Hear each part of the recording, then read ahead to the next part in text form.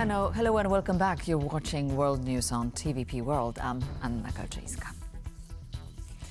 European ambassadors are wobbling on the European Commission's pitch to revise down the Russian oil price cap from $60 per barrel to $45 due to the volatile situation in the Middle East.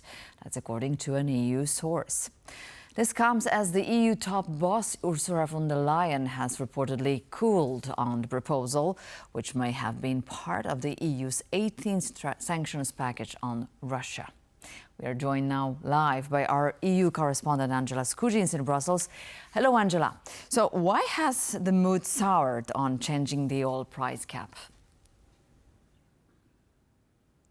Yes, so perhaps it hasn't soured, but it's certainly lost all of the steam that it had when European Commission President Ursula von der Leyen announced her proposal to pitch down that price cap of Russian barrel of oil from $60 to $45. She made the announcement alongside the EU's foreign policy chief, Kaja Kallas, in Brussels last week when they outlined the contours of the proposed 18th sanctions package. But according to our sources, ambassadors from across the EU 27 countries.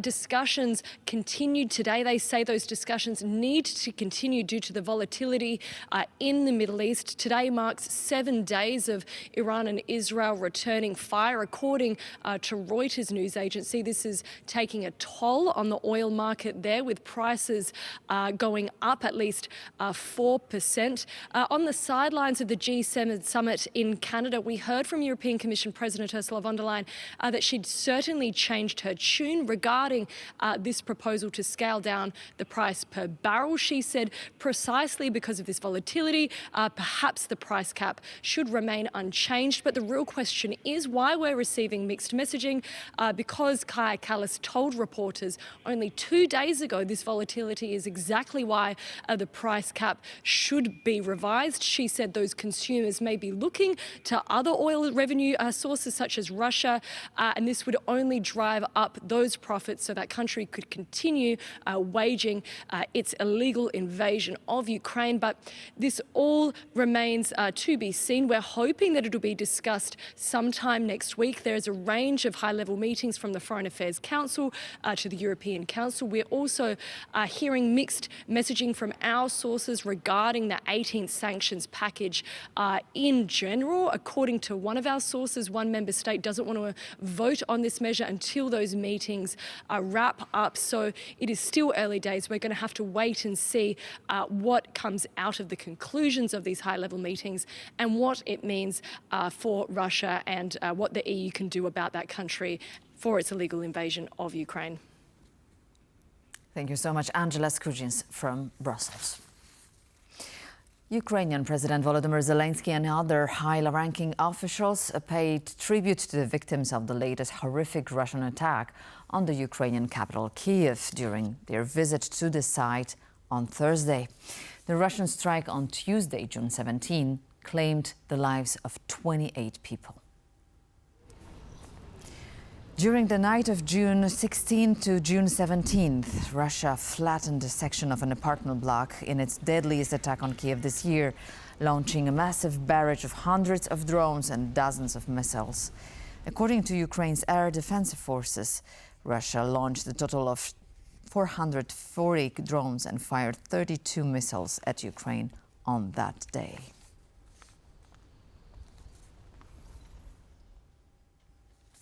Another prisoner exchange within the framework of the latest agreement reached in Istanbul in early June took place between Ukraine and Russia on Thursday.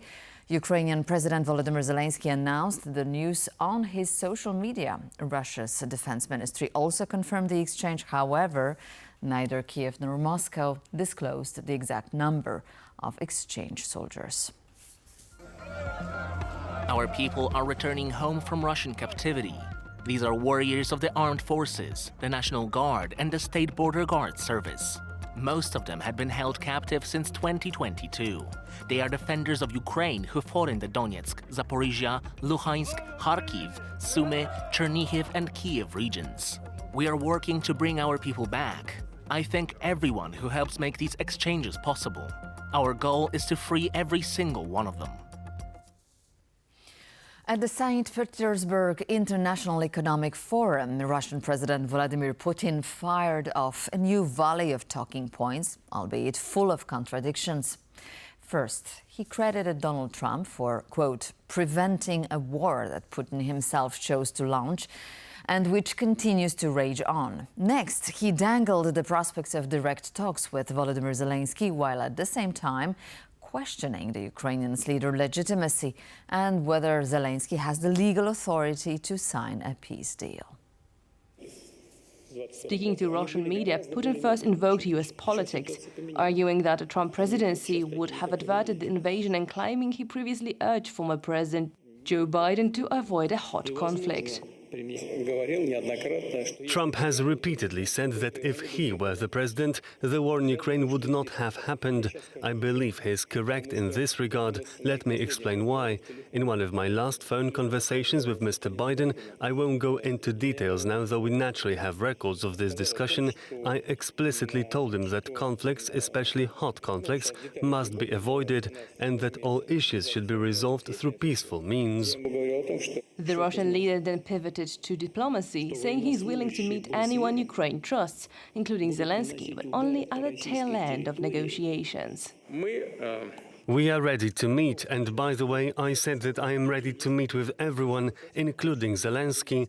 Yes, that's not the question. If the Ukrainian state trusts someone to negotiate, for God's sake, let it be Zelenskyy. That's not the question. The question is, who will sign the document?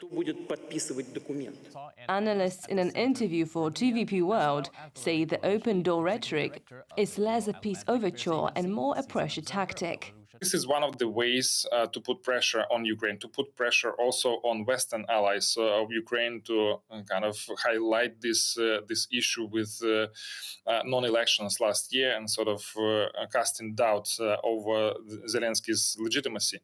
Beyond talks, Putin warned that Berlin would make itself incompetent if it supplied tourist missiles, yet claiming such weapons would not halt Russian advances. He also branded NATO's higher defense budget as hype and insisted Moscow poses no threat. As the Kremlin alternates between invitation and intimidation, Western capitals will wait whether Putin foreign remarks signal flexibility or simply the latest layer of a strategic fog. Israeli Prime Minister Benjamin Netanyahu has vowed to remove the nuclear and ballistic missile threat posed by Iran. On Thursday, the Prime Minister visited a hospital in the southern city of Beersheba, which was among the targets of recent Iranian strikes. However, Iranian authorities themselves claim that the strike was aimed at Israeli military command and intelligence facilities, which were located near the hospital. Our goal is twofold. Nuclear, ballistic missile, we're going to remove that. We are in the process of completing removing this threat. We are committed to destroying the nuclear threat, the threat of a nuclear annihilation against Israel. De-escalation seems to be the key word in diplomacy in recent days. In response to the heightening conflict between Israel and Iran, UK Prime Minister Keir Starmer emphasized the urgent need for de-escalation and diplomatic solutions, while acknowledging the concerns over Iran's nuclear program and Israel's rights to self-defense. Starmer warned that the situation risks broader regional instability. All of us, UK included, are very concerned about the nuclear programme that Iran is developing, long been concerned about that. Also completely recognise Israel's right to self-defence, but the principle is that we need to de-escalate this. There's a real risk of escalation here that will impact the region, possibly beyond the region, into Gaza, and obviously it's already having an impact on the economy. So I've been absolutely clear, we need to de-escalate this. Yes, the nuclear issue has to be dealt with, but it's better dealt with by way of negotiations than by way of conflict. And therefore, our clear objective here is to de-escalate this situation. And that's all in this edition of World News, but the bottom line comes next with Mary Cato. Please stay tuned to TVP World.